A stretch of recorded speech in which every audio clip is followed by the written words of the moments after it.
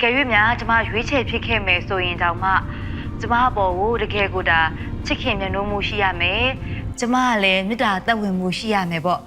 နောက်တစ်ချက်ကကြတော့ကျမကိုယ်တိုင်ကအထင်ကြီးပြီးလေးစားလို့ရတဲ့သူမျိုးပဲကျမရွေးချယ်ခြင်းပါပါ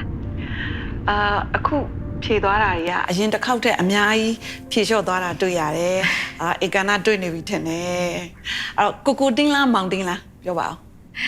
အောင်ဒီတစ်ခါလဲကျမအမှန်တိုင်းမှတ်ချက်ပြောမယ်နော်ကျမကလေ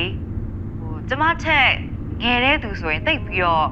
အထင်ကြီးလို့မရဘူးပေါ့ရှင်အဲ့တော့ကျမချက်အသက်အရွယ်အားဖြင့်ကြီးတဲ့သူကိုပဲကျမရွေးချယ်ဖြစ်မှာပါအဲ့တော့ကိုတင်းပဲပေါ့